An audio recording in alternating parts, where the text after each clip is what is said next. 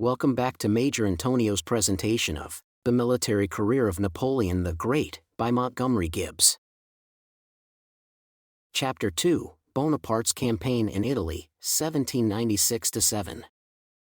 When Napoleon set out from Paris on the 21st of March, 1796, to take command of the Army of Italy, after a honeymoon of but 3 days, he traversed France with the swiftness of a courier, turning aside but a few hours at Marseilles with his mother and family, whom he was now able to provide for in an adequate manner.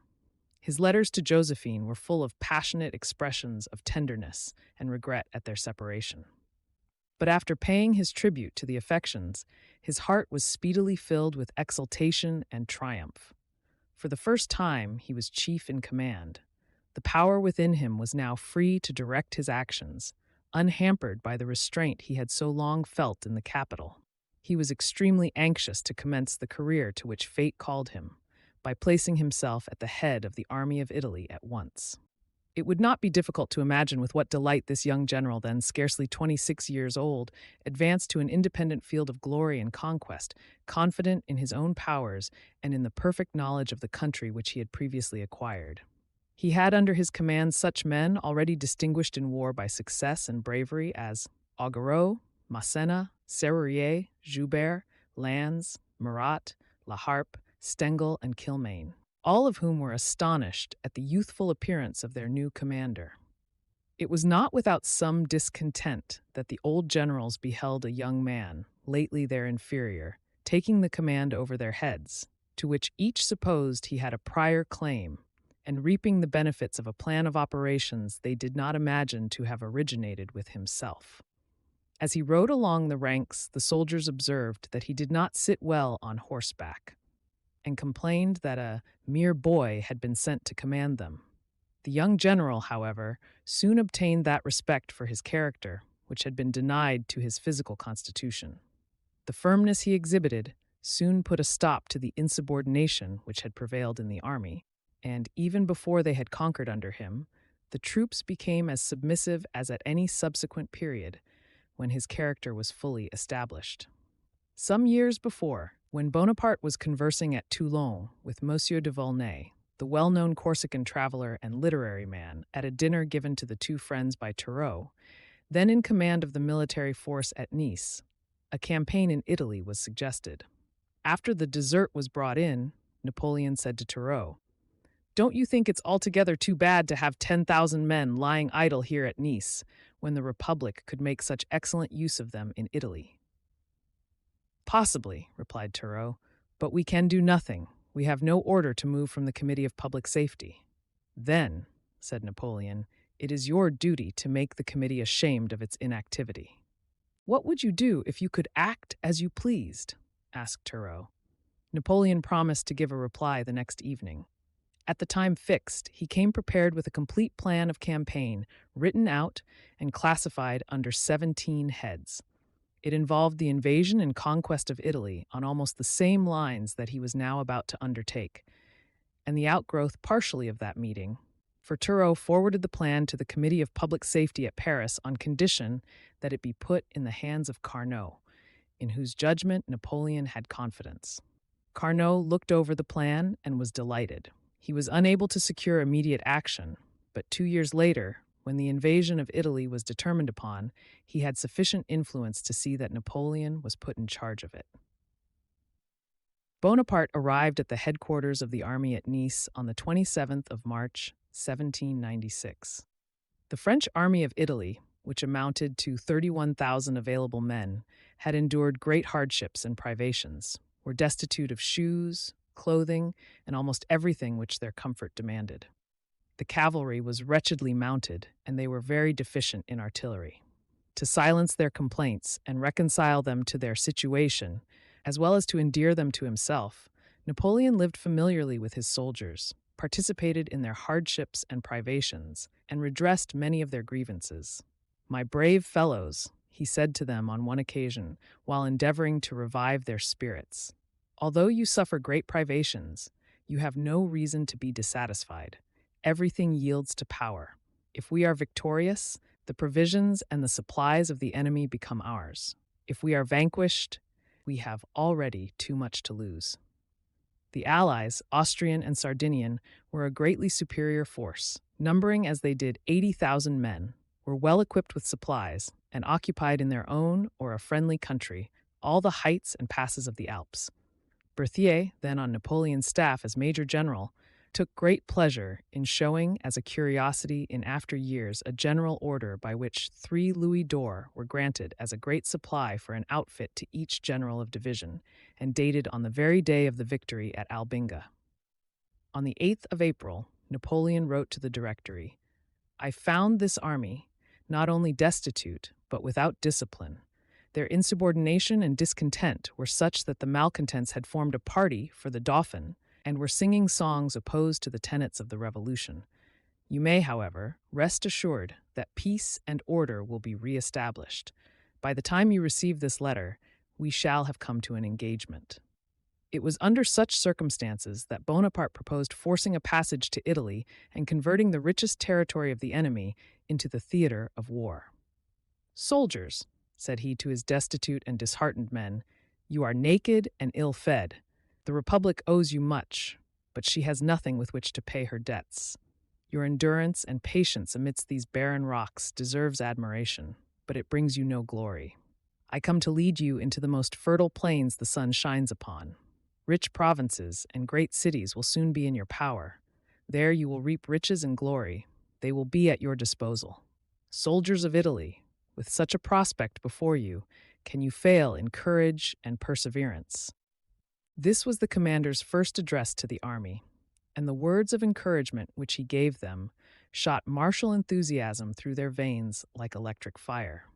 Under the incompetent management of Scherer, the army, which had obtained some success against the Austrian general, de Vin's, had been without glory, although their battalions were headed by valiant officers whose leader had neglected to improve his good fortune. The French soldiers were thirsting for a commander capable of leading them on to fame and glory. The conquest of Italy, therefore, seemed reserved for General Bonaparte. Napoleon's system of tactics, although then unknown even to his officers, were a fixity with him. They appear to have been grounded on the principle that the commander will be victorious, who assembles the greatest number of forces upon the same point at the same moment, notwithstanding an inferiority of numbers to the enemy, when the general force is computed on both sides. He eminently possessed the power of calculation and combination necessary to exercise these decisive maneuvers. Napoleon's career of victory began, as it continued, in defiance of the established rules of warfare, and what distinguished him above all his contemporaries was his ability to convert the most unfavorable circumstances into the means of success. He perceived that the time was come for turning a new leaf in the history of war.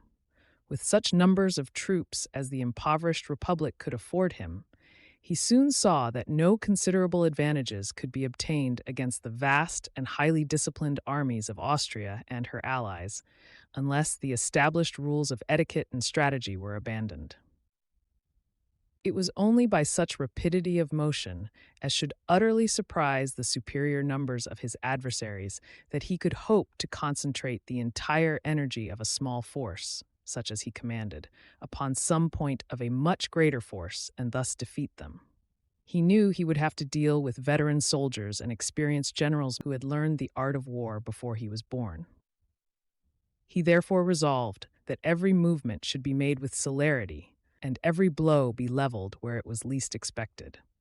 To effect such rapid marches as he had determined upon, it was necessary that the soldiery should make up their minds to consider tents and baggage as idle luxuries, and that instead of a long and complicated chain of reserves and stores, they should dare to rely wholly for the means of sustenance on the countries into which their venturesome leader might conduct them. The objects of Napoleon's expedition were to compel the King of Sardinia, who maintained a powerful army in the field, to abandon the alliance of Austria, to compel Austria to concentrate her forces in her Italian provinces, thus obliging her to withdraw them from the bank of the Rhine where they had long hovered. It was hoped also to humble the power of the Vatican and break the prestige of its Jesuitical diplomacy forever. He had as yet achieved no fame in the field, and not a general in Europe would have blamed him if he had only succeeded in holding the territory of Nice and Savoy, which France had already won. Napoleon's plan of reaching the fair regions of Italy differed from that of all former conquerors. They had uniformly penetrated the Alps at some point of access in that mighty range of mountains. He judged that the same end might be accomplished more easily by advancing along the narrow strip of comparatively level country that intervenes between those enormous barriers and the shores of the Mediterranean Sea, and forcing a passage at the point where the last or southern extremity of the Alps melt, as it were, into the first and lowest of the Apennine range. No sooner did he begin to concentrate his troops towards this region than Beaulieu, the Austrian general, took measures for protecting Genoa and the entrance of Italy with a powerful, disciplined, and well-appointed army. He posted himself with one column at Voltri, a town on the sea some 10 miles west of Genoa. D'Argenteau, with another column, occupied the heights of Montanate, while the Sardinians, led by General Colli, formed the right of the line at Ceva. This disposition was made in compliance with the old system of tactics, but it was powerless before new strategy. The French could not advance towards Genoa, but by confronting some one of the three armies, and these Beaulieu supposed were too strongly posted to be dislodged. On the morning of the 12th of April, 1796, when D'Argenteau advanced from Montanat to attack the column of Rampon, he found that by skillful maneuvers during the night, Napoleon had completely surrounded him, a man who had fancied there was nothing new to be done in warfare. On the previous day, the Austrians had driven in all the outposts of the French and appeared before the redoubt of Montanat. This redoubt, the last of the entrenchments, was defended by 1,500 men commanded by Rampon, who made his soldiers take an oath, during the heat of the attack, to defend it or perish in the entrenchments, to the last man. The repeated assaults of the French were without avail. Their advancement was checked, and they were kept the whole night at the distance of a pistol shot, 400 men being killed by the fire of their musketry alone. At daybreak, the following morning, Bonaparte then being at the head of the French forces, and having introduced 2 pieces of cannon into the redoubt during the night, the action was recommenced with great vigor and with varying success. The contest had continued for some time, when Bonaparte, with Berthier and Massena appearing suddenly with the center and left wing of the army upon the rear and flank of the enemy, at once commenced a furious attack, filled them with terror and confusion, and decided the fate of the day. D'Argenteau, who commanded the rear, had fought gallantly, but seeing that to continue the battle would only end in total destruction, he fled, leaving his colors and cannon, 1,000 killed and 2,000 prisoners. Thus was the center of the great Austrian army completely routed before either its commander-in-chief at the left or General Colli at the right knew that a battle had begun. It was from this battle, the first of Napoleon's victories, that the French emperor told the Emperor of Austria, some years later, that he dated his nobility. "Ancestors?" said Napoleon. "I, sir, am an ancestor myself. My title of nobility dates from Montanat." This victory enabled the French under La Harpe to advance to Cairo and place them on that side of the Alps which slopes toward Lombardy. Beaulieu now fell back on Dago, where he could open his communication with Colli, who had retreated to Millesimo, a small town about 9 miles from Dago. Here the 2 commanders hoped to unite their forces. They were soon strongly posted, and dispatching couriers to Milan for reinforcements, intended to await their arrival before risking another battle. It was their object to keep fast in these positions until succor could come from Lombardy, but Napoleon had no intention of giving them such a respite. His tactics were not those of other generals. The morning after the victory of Montanat, Bonaparte dispatched Augereau to attack Millesimo, Massena to fall on Dago, and La Harpe to turn the flank of Beaulieu.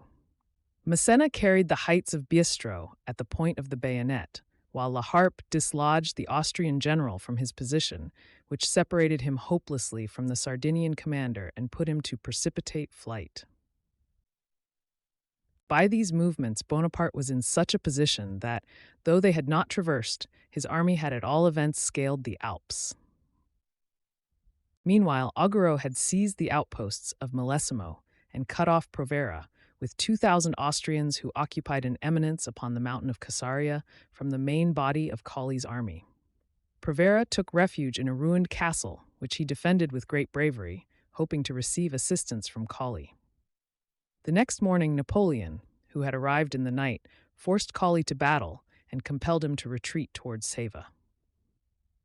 Provera imitated the gallant example of Colonel Rampon in his defense, but not with the same success.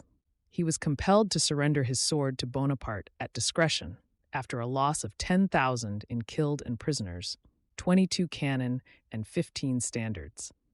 The French found on the summit of the Alps every species of ammunition and other necessities which the celerity of their march had prevented them from carrying. Dago, situated at the summit of the Alps, secured the entrance of the French into Italy, cut off the communications between the Austrian and Sardinian armies, and placed the conqueror in a situation to crush them in succession one after the other. Beaulieu, fully sensible of the danger of his situation, collected the best troops in his army, and at break of day, on the 15th of April, retook Dago at the head of 7,000 men. The Austrians stood 2 attacks headed by Napoleon, but at the third Cos rushed forward, holding his plumed hat on the point of his sword, and Dago was soon again in possession of the French.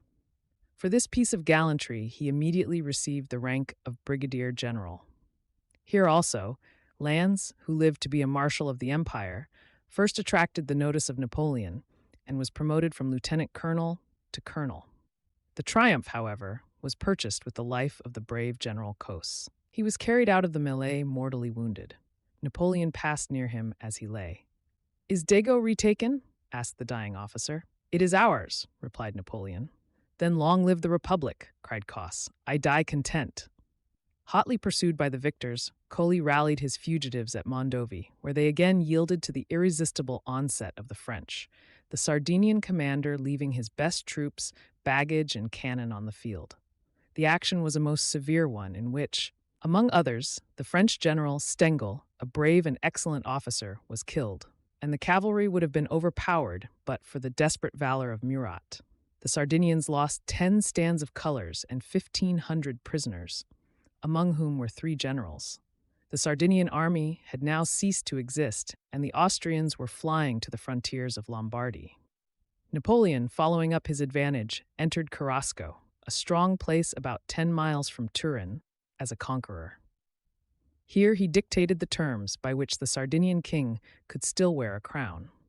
From the castle where he stood, and looking off on the garden fields of Lombardy, which had gladdened the eyes of so many conquerors, with the Alps behind him, glittering in their perennial snows, Napoleon said to his officers, "Hannibal forced the Alps, we have turned them."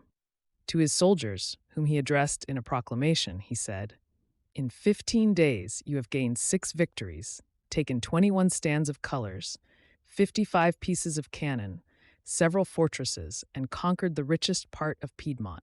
You have made 15,000 prisoners, killed or wounded upwards of 10,000 men. Hitherto you have fought for barren rocks, rendered famous by your valor, but useless to your country. Your services now equal those of the victorious army of Holland and the Rhine. You have provided yourselves with everything of which you were destitute. You have gained battles without cannon, passed rivers without bridges, made forced marches without shoes, bivouacked without strong liquors, and often without bread. Republican phalanxes, soldiers of liberty only, could have endured all this. Thanks for your perseverance. If your conquest of Toulon presaged the immortal campaign of 1793, your present victories presage a still nobler. But soldiers, you have done nothing while so much remains to be done. Neither Turin or Milan are yours. The ashes of the conquerors of the Tarquins are still trampled by the assassins of Basseville." To the Italians, Napoleon said, "People of Italy, the French army comes to break your chains. The people of France are the friends of all nations. Confide in them.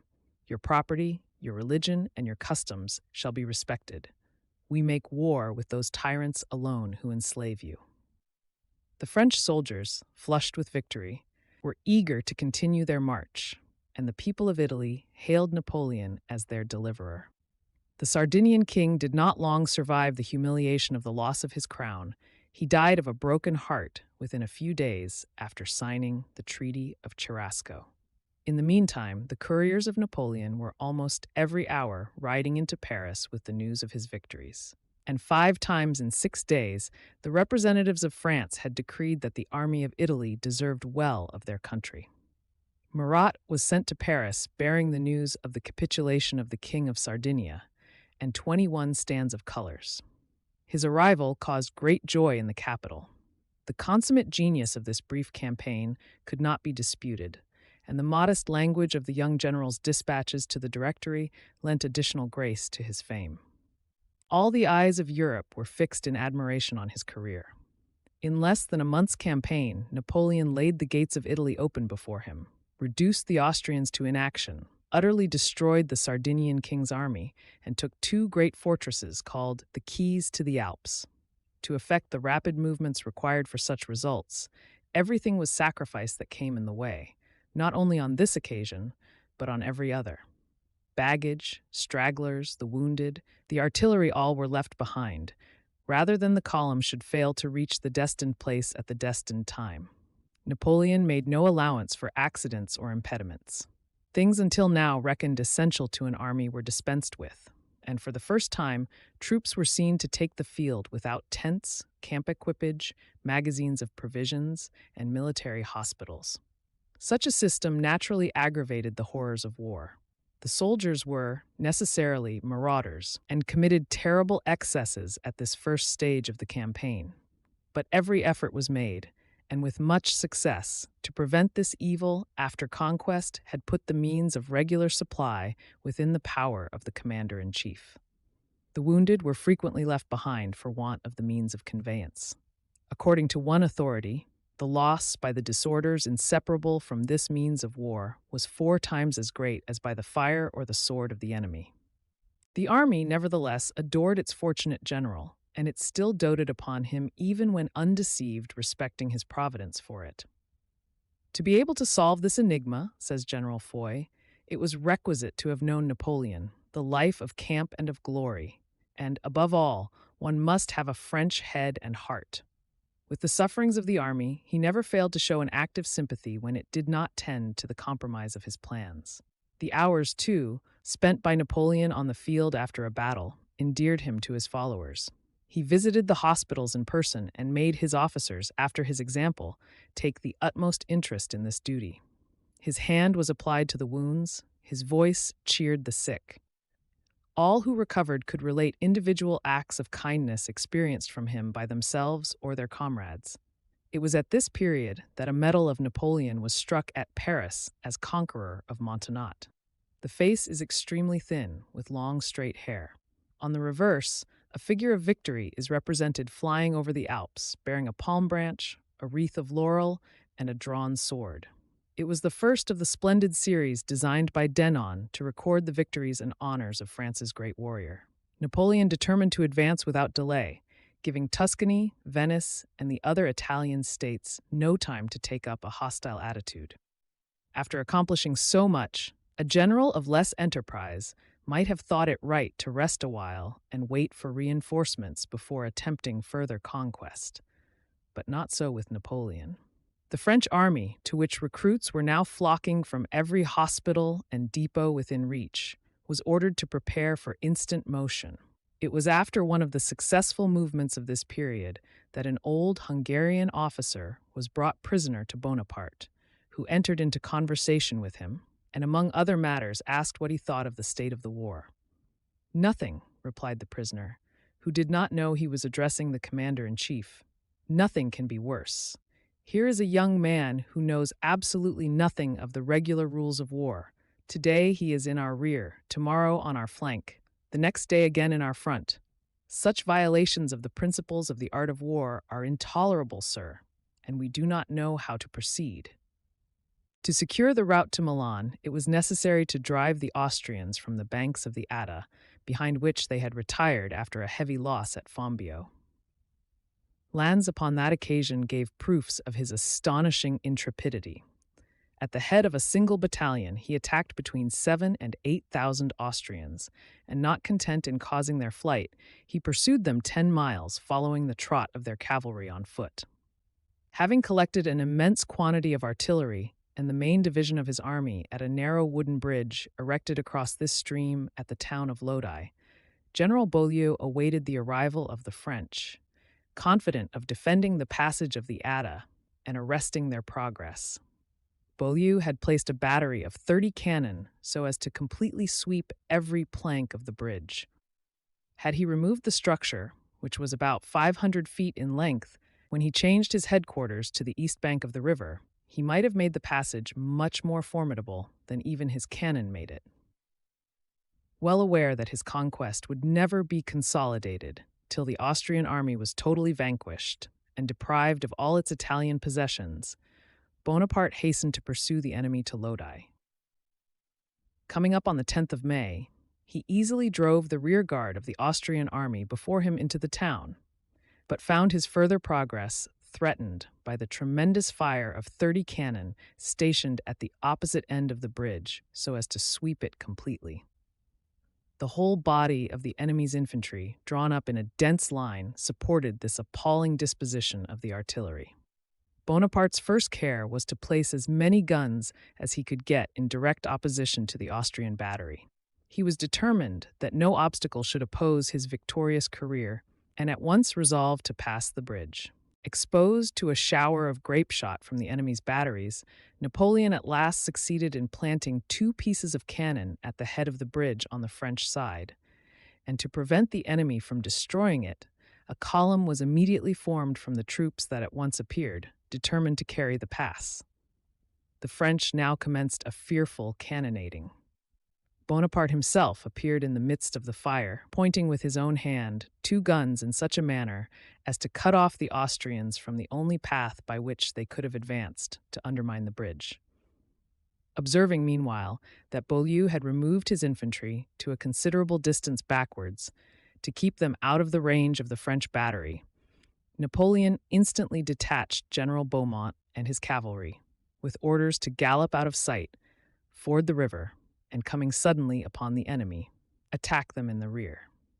When that took place, Napoleon instantly drew up a body of 3,000 grenadiers in close column under the shelter of the houses, and bade them prepare for the desperate attempt of forcing a passage across the narrow bridge in the face of the enemy's thickly planted artillery. A sudden movement in the flanks of the enemy now convinced Napoleon that his cavalry had arrived and charged the enemy's flank, and he instantly gave the word. In a moment, the brave grenadiers wheeled to the left and were at once upon the bridge, rushing forward at a charged step and shouting, "Vive la République!" But the storm of grape shot from the enemy's guns checked them for a moment. It was a very sepulchre of death and a burning furnace of destruction pouring out its broadsides of fire in defense of its position. 100 brave men fell dead. The advancing column faltered under the redoubled roar of the guns and the rattle of grape shot.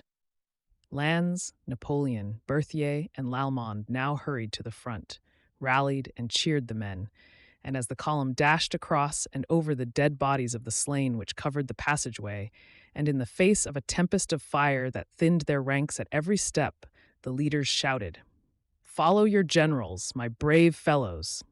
Lannes was the first to reach the other side, Napoleon himself being second. The Austrian artillerymen were bayoneted at their guns before the other troops, whom Beaulieu had removed too far back in his anxiety to avoid the French battery, could come to their assistance. Beaumont pressing gallantly with his horse upon the flank, and Napoleon's infantry forming rapidly as they passed the bridge and charging on the instant, the Austrian line at once became involved in inextricable confusion. The contest was almost instantly decided. The whole line of Austrian artillery was carried, their order of battle broken, their troops routed and put to flight. The slaughter of Austrians amounted to vast numbers, while the French lost but 200 men. Thus did Bonaparte execute with such rapidity, and consequently with so little loss, the terrible passage, as he himself called it, of the Bridge of Lodi. It is justly called one of the most daring achievements on record. The victory of Lodi had a great influence on Napoleon's mind. He declared subsequently that neither his success in quelling the sections nor his victory at Montenotte made him regard himself as anything superior, but that after Lodi, for the first time the idea dawned upon him that he would one day be a decisive actor, as he himself put it, on the stage of the military and political world. That he was a fatalist is well known, it being a frequent expression with him that every bullet is marked. On this occasion, the soldiers conferred on him the nickname of Little Corporal. The original cause of the appellation, as applied to Bonaparte, has been related by Napoleon himself. He says that when he commanded near the Col di Tende, the army was obliged to traverse a narrow bridge, on which occasion he gave directions that no women should be allowed to accompany it, as the service was particularly difficult, and required that the troops should be continually on the alert. To enforce such an order, he placed 2 captains on the bridge with instructions, on pain of death, not to permit a woman to pass. He subsequently repaired to the bridge himself, for the purpose of ascertaining whether his orders were being scrupulously obeyed, when he found a crowd of women assembled, who, as soon as they saw him, began to revile him, exclaiming, "Oh then, petit corporal, it is you who have given orders not to let us pass." Some miles in advance, Napoleon was surprised to see a considerable number of women with the troops. He immediately ordered the 2 captains to be put under arrest and brought before him, intending to have them tried immediately.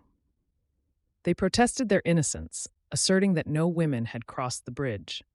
Bonaparte caused some of the females to be brought before him, and learned with astonishment, from their own confession, that they had emptied some casks of provisions and concealed themselves therein, by which means they had passed over unperceived.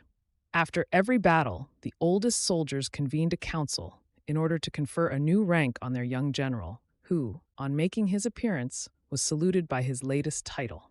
Bonaparte, therefore, was nominated corporal at Lodi and sergeant at Castiglione. It was Little Corporal, however, that the soldiery constantly applied to him ever afterwards. The fruits of this splendid victory at Lodi were 20 pieces of cannon and between 2,000 and 3,000 killed, wounded, and prisoners, and the loss by the enemy of an excellent line of defense. When Europe heard of the battle, they named the conqueror the hero of Lodi. Beaulieu contrived to withdraw a part of his troops, and gathering the scattered fragment of his force together, soon threw the line of the Mincio, a tributary of the Po, between himself and his enemy. The great object, however, he had attained.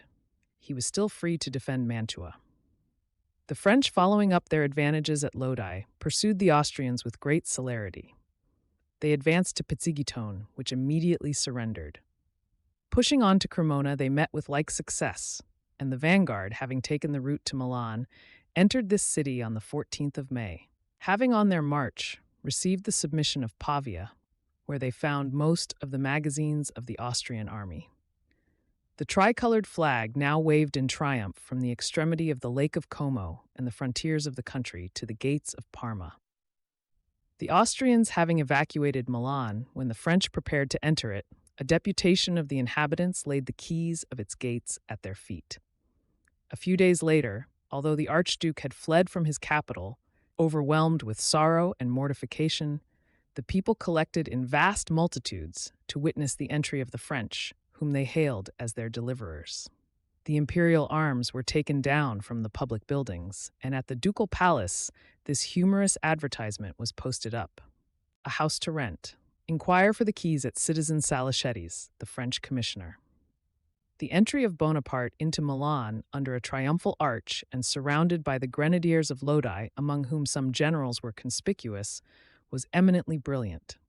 The splendid carriages of the nobility and aristocracy of the capital went out to meet and salute him as the deliverer of Italy, and returned in an immense cavalcade, amidst the shouts and acclamations of an innumerable multitude, and accompanied by several bands playing patriotic marches, the procession stopping at the palace of the Archduke, where Bonaparte was to take up his headquarters. The ceremonies of the day were concluded by a splendid ball at which the ladies showed their republican feeling by wearing the French national colors in every part of their dress. On the same day Bonaparte entered Milan, the treaty with the King of Sardinia and the Directory was signed at Paris. Napoleon now addressed himself again to his soldiers, reminding them of their victories and responsibilities yet to come. "To you, soldiers," he said, "will belong the immortal honor of redeeming the fairest portion of Europe. The French people, free and respected by the whole world, shall give to Europe a glorious peace, which shall indemnify it for all the sacrifices it has borne the last 6 years. Then, by your own firesides, you shall repose, and your fellow citizens, when they point out any one of you, shall say, 'He belonged to the army of Italy.'" From that period, the army of Italy was no longer a tax upon France, but on the contrary was a great source of revenue to her, and assisted in paying her other armies.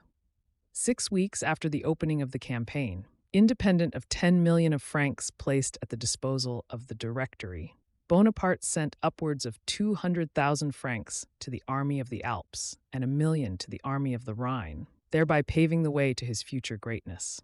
Bonaparte remained but 6 days in Milan. He then proceeded to pursue Beaulieu, who had planted the remains of his army behind the Mincio. The Austrian general had placed his left on the great and strong city of Mantua, which had been termed the citadel of Italy, and his right at Peschiera, a well-known Venetian fortress. The Austrian veteran occupied one of the strongest positions that it is possible to imagine, and Bonaparte hastened once more to dislodge him. The French Directory, meanwhile, had begun to entertain suspicion as to the ultimate designs of their young general, whose success and rising fame had already reached so astonishing a height. That they were exceedingly jealous of him there seems to be no doubt, and they determined to check, if they could, the career of a man of whom they seemed to be in fear. Bonaparte was therefore ordered to take half his army and lead it against the Pope and the King of Naples, and leave the other half to terminate the conquest with Beaulieu at Mantua, under the orders of Kellerman. He answered by offering to resign his command. "One half of the army of Italy cannot suffice to finish the matter with the Austrians," said he. "It is only by keeping my force entire that I have been able to gain so many battles and to be now in Milan. You had better have one bad general than 2 good ones." The Directory did not dare to persist in displacing the chief whose name was considered as the pledge of victory, and he continued to assume the entire command of the army of Italy. Another unlooked-for occurrence delayed for a few days the march upon Mantua. The success of the French and their exactions where victorious had fostered the ire of a portion of the populace throughout Lombardy. Reports of new Austrian levies being poured down the passes of Tyrol were spread and believed. Insurrections against the conqueror now took place in various districts, placing 30,000 men in arms. At Pavia, the insurgents were entirely triumphant. They seized the town and compelled the French garrison to surrender. This flame, had it been suffered to spread, threatened immeasurable evil to the French cause. Lannes instantly marched to Binasco, stormed the place, burnt it, and put many of the insurgents to the sword. Napoleon appeared before Pavia, blew the gates open, took possession, and later caused the leaders to be executed. At Lugo, where another insurrection took place, the leaders were tried by court-martial and condemned. These examples quelled the insurrectionists, and the French advanced on the Mincio. Bonaparte made such disposition of his troops that Beaulieu believed he meant to cross that river, if he could, at Peschiera. Meanwhile, the French had been preparing to cross at another point, and on the 30th of May actually forced the passage of the Mincio, not at Peschiera, but further down at Borghetto. The Austrian garrison at this point in vain destroyed one arch of the bridge. Bonaparte quickly supplied the breach with planks, and his men, flushed with so many victories, charged with a fury not to be resisted. While the French were laboring to repair the bridge, under the fire of the enemy's batteries, impatient of delay, 50 grenadiers threw themselves into the river, holding their muskets over their heads with the water up to their chins. General Gardon, a grenadier in courage as well as in stature, being at their head. The Austrians who were nearest, recollecting the terrible column at Lodi, fled. When the bridge was repaired, the French entered Valleggio, where Beaulieu's headquarters had been stationed a short time previous. The latter was obliged to abandon the Mincio as he had the Adda and the Po, and to take up the new line of the Adige.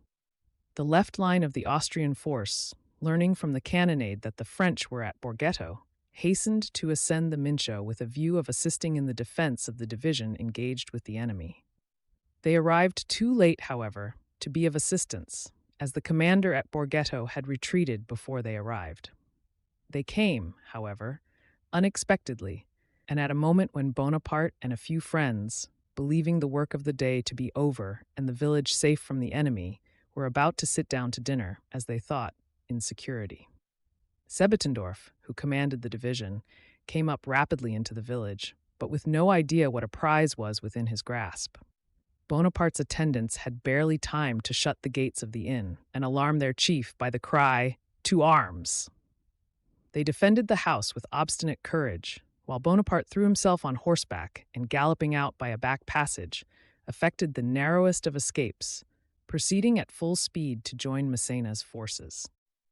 It was shortly after this that Bonaparte met with an experience that gave him the idea of the Imperial Guard of Napoleon, and which, throughout his military career, he ever afterwards maintained as a personal guard. It was the duty of this body, consisting of veterans who should number at least 10 years of active service, to remain always near the person of the commander-in-chief, and who were only brought into action when important movements or desperate emergencies required their utmost energies. They were placed under the command of Bessières at this time, and were known as Le Corps de Guide. During the same campaign, Bonaparte again narrowly escaped being taken a prisoner. Wurmser, who had been compelled to throw himself into Mantua, having suddenly debouched on an open plain, learned from an old woman that not many minutes before the French general, with only a few followers, had stopped at her door and fled at the sight of the Austrians.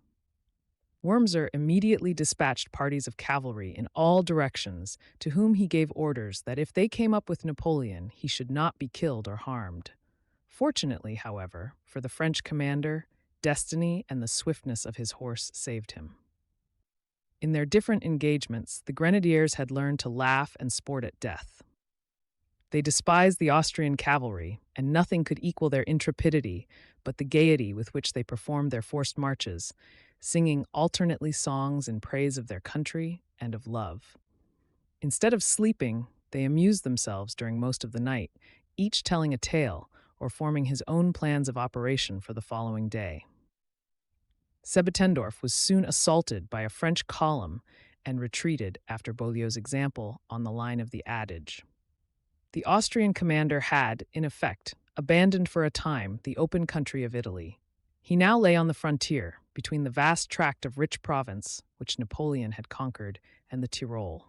Mantua, which possessed immense natural advantages, and into which the retreating general had flung a garrison of full 14,000 men, was, in truth, the last and only Italian possession of the imperial crown, which, as it seemed, there might be a possibility of saving. Beaulieu anxiously awaited the approach of new troops from Germany to attempt the relief of this great city, and Bonaparte, eager to anticipate the efforts of the imperial government, sat down immediately before it.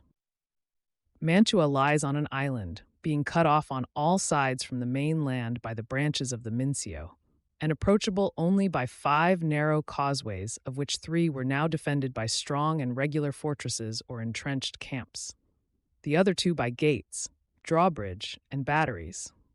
The garrison was prepared to maintain the position, was well nigh impregnable, and the occupants awaited the hour to discover whether Napoleon possessed any new system of attack capable of shortening the usual operations of a siege as effectually as he had already done by the march and the battle. It was a matter of high importance that Napoleon should reduce this place quickly, for a large army under Field Marshal Wurmser, one of the most able and experienced of the Austrian generals, was about to enter Italy. His commencement gave cause for much alarm to those within the fortress. Of the 5 causeways, by sudden and overwhelming assaults, he obtained 4. The garrison was cut off from the mainland except at the 5th causeway, the strongest of them all, named from a palace near it, La Favorita. It seemed necessary, however, in order that this blockade might be complete, that the Venetian territory, lying immediately behind Mantua, should be occupied by the French, and the claim of neutrality was not allowed to interfere with Napoleon's plans. "You are too weak," said Bonaparte when a Venetian envoy reached his headquarters, "to enforce neutrality on hostile nations such as France and Austria. Beaulieu did not respect your territory when his interest bade him violate it. Nor shall I hesitate to occupy whatever falls within the line of the Adige."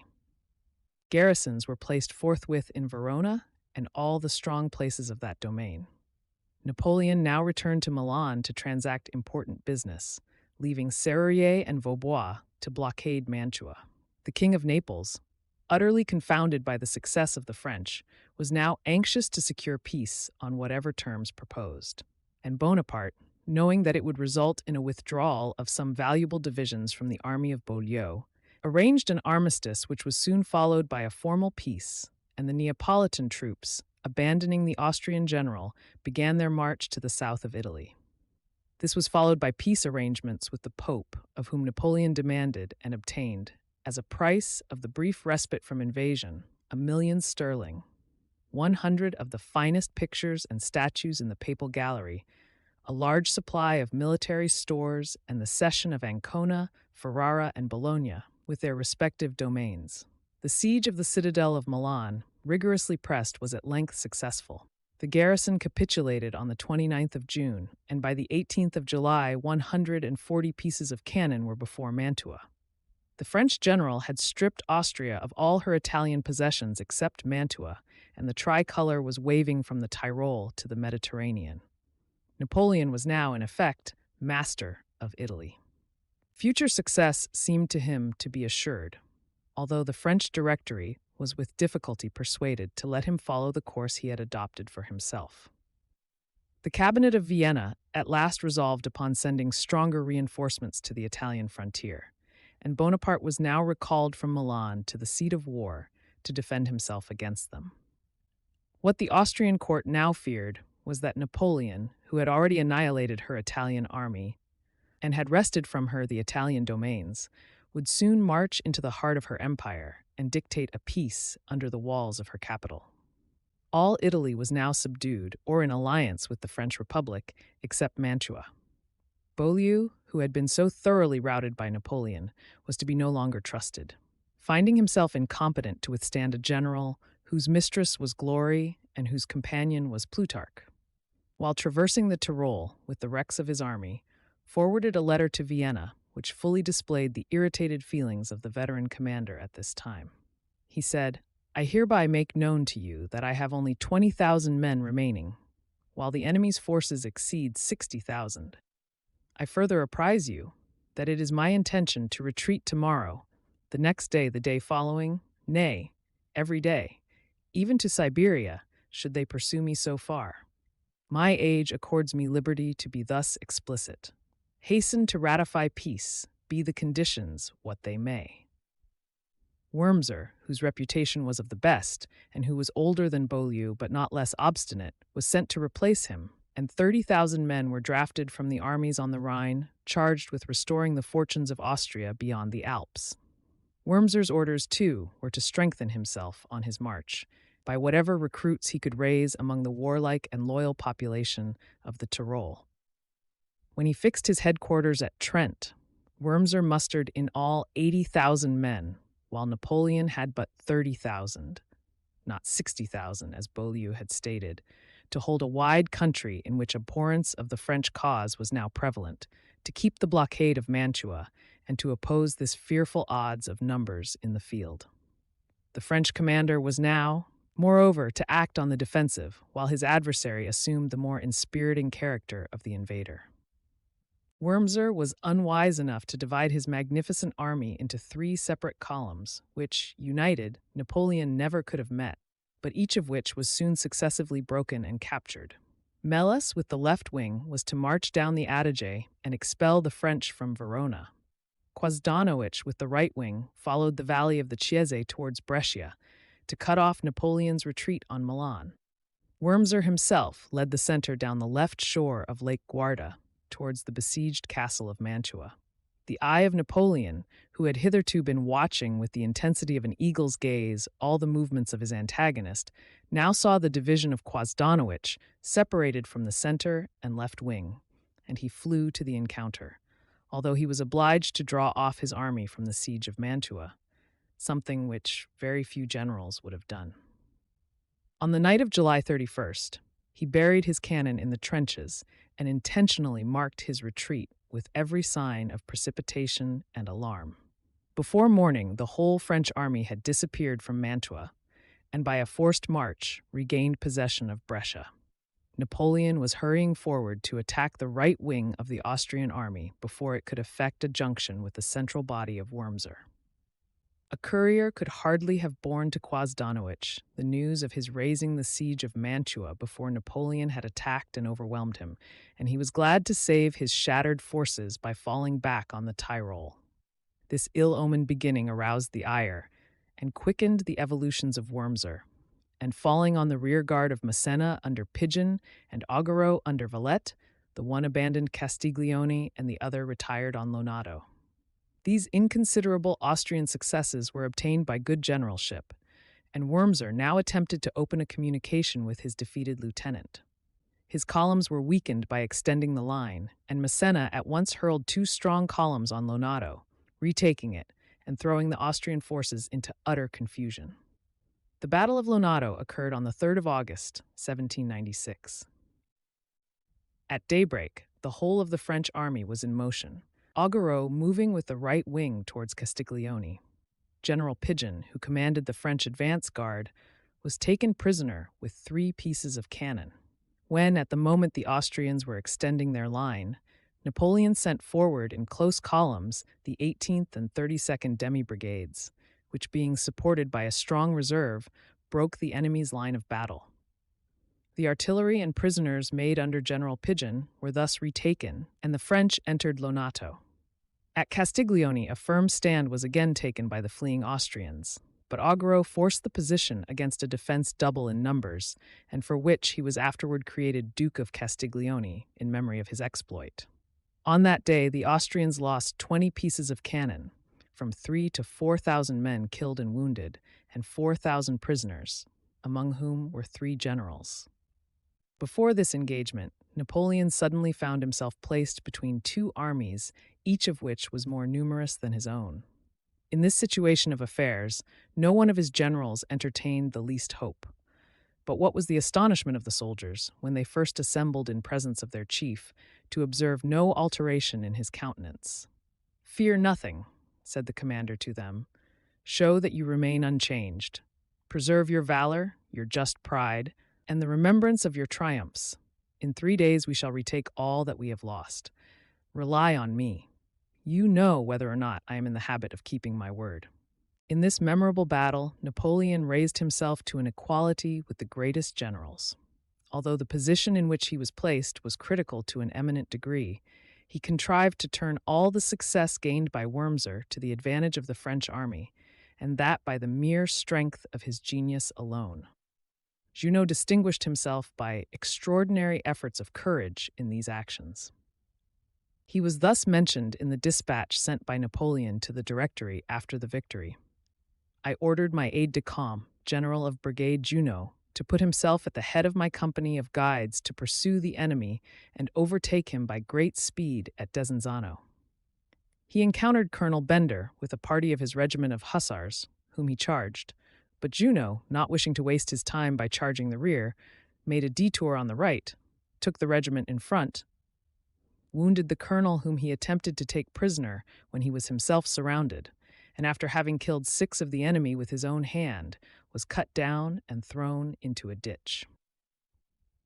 The Austrians, still able to collect 25,000 men and a numerous cavalry, now fled again in all directions upon the Mincio, where Wurmser himself, meanwhile, had been employed in revictualling Mantua.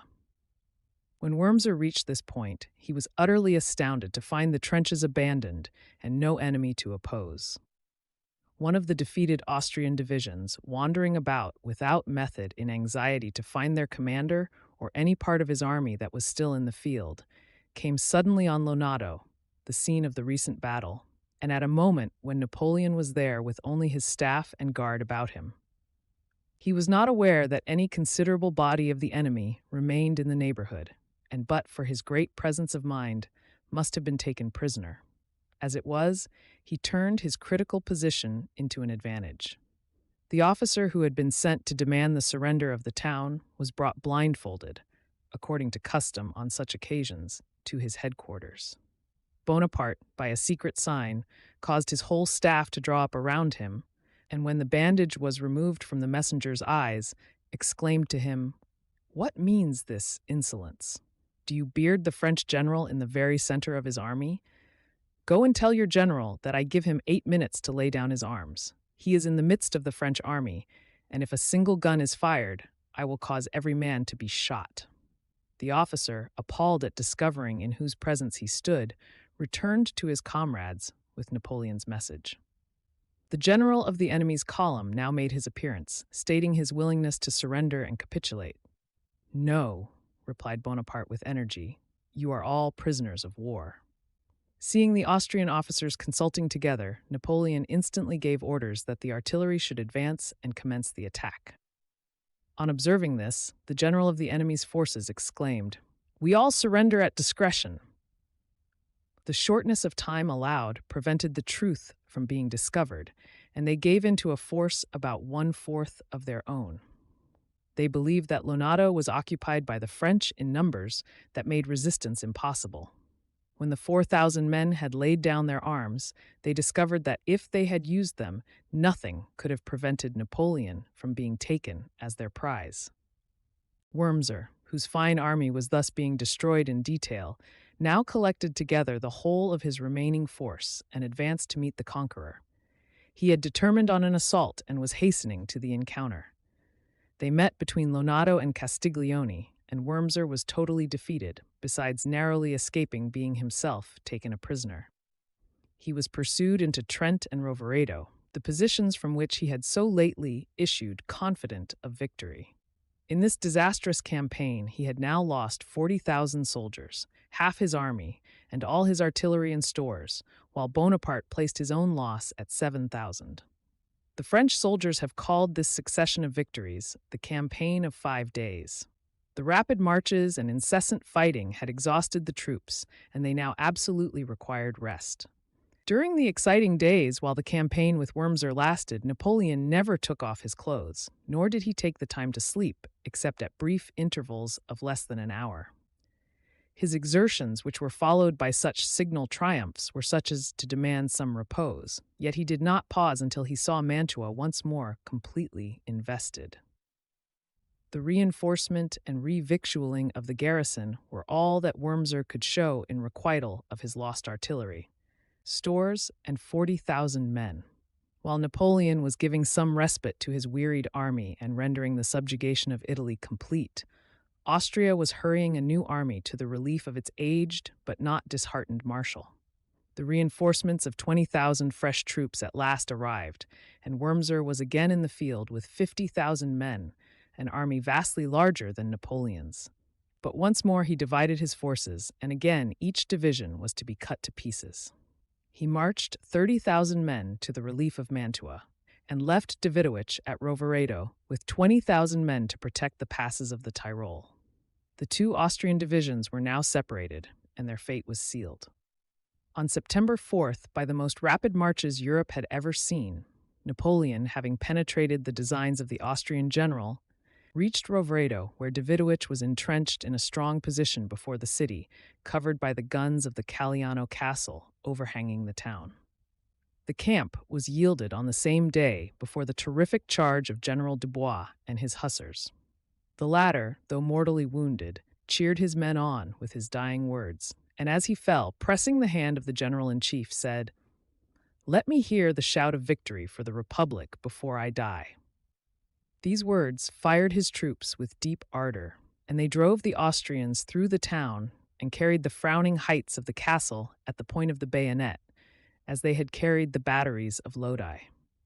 The French pursued the fleeing Austrians throughout the night, and Wurmser was cut off from the Tyrol. Scarcely had the Austrian commander recovered from his surprise at hearing of the overthrow of his lieutenant at Rovereto before Napoleon, by a march of 60 miles in 2 days, descended in front of his vanguard at Primolano and cut it to pieces, taking 4,000 prisoners. The same night, Napoleon's army advanced on Bassano, where on September 8th, Wurmser made his last stand with the main body of his army. While Augereau penetrated the town on his left, Massena entered it on his right, seizing the cannon that defended the bridge on the Bretna and overthrowing the old grenadiers who attempted to cover the retreat of their general. 5,000 prisoners, 5 standards, 35 pieces of cannon with their caissons fell into the hands of the French, and Wurmser himself narrowly escaped being taken. Lannes seized one of the standards with his own hands, and, in consequence, Bonaparte demanded for him the rank of General of Brigade. He was, he said, the first who put the enemy to rout at Dago, who passed the Po at Plaisance, the Adda at Lodi, and the first to enter Bassano. The number of the dead near the latter place was considerable.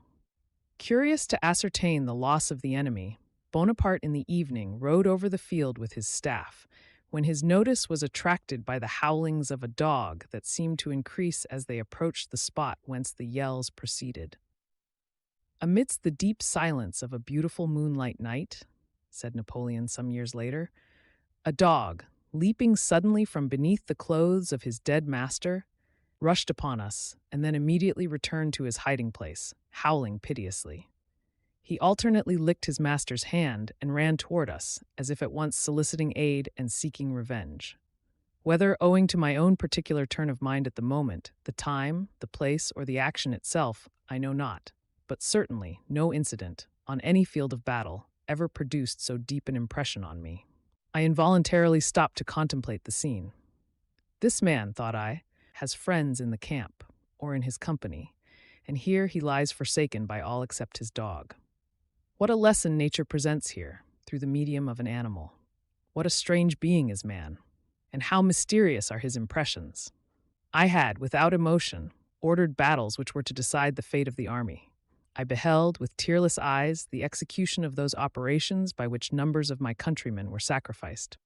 And here my feelings were roused by the howlings of a dog. Certainly, at that moment, I should have been easily moved by a suppliant enemy. I could very well imagine Achilles surrendering up the body of Hector at the sight of Priam's tears. In these terrible marches, Napoleon endured the same privations as his men. Baggage and staff appointments were unable to keep up with such rapid movements. He shared his bread with one of his privates, who lived to remind him of this night when the Republican general had become the Emperor of France. It was during Napoleon's progress through Belgium in 1804, while reviewing a division of the army, that he was visited in one of the towns by a soldier of the 4th Regiment of Infantry, who stepped forward and thus addressed him. "General, in the year 5 of the French Revolution, being in the valley of Bassano, I shared with you my ration of bread when you were very hungry. You cannot have forgotten the circumstance. I request in return that you provide bread for my father, who is worn with age and infirmity. I have received 5 wounds in the service and was made corporal and sergeant on the field of battle. I hope to be made a lieutenant on the first vacancy." Napoleon recollected the soldier and immediately acknowledged the reasonableness of both his demands, which were speedily complied with. After the most heroic resistance, Wurmser again fled. 6,000 Austrians laid down their arms, and the commander with his fleeing forces took refuge about the middle of September in Mantua, whither they were pursued by Napoleon's cavalry. Wurmser was now strictly blockaded within the citadel of Mantua with 16,000 men. These, with 10,000 dispersed in the Tyrol, were all that remained of his army of 60,000 men, with which he was to reconquer Italy. He had also lost 75 pieces of cannon, 30 generals, and 22 stands of colors. Marmont, one of Napoleon's aides-de-camp, was sent with these latter trophies to the Directory at Paris. Perceiving that Wurmser now intended to avoid a general action, Napoleon returned to Milan, leaving General Kilmaine to conduct the blockade. While at Milan, Napoleon had just mounted his horse one morning when a dragoon, bearing important dispatches, presented himself. The commander gave a verbal answer and ordered the courier to take it back with all speed. "I have no horse," the man answered. "I rode mine so hard that it fell dead at your palace gates." Napoleon alighted. "Take mine," he said. The man hesitated. "You think him too magnificently caparisoned and too fine an animal," said Napoleon.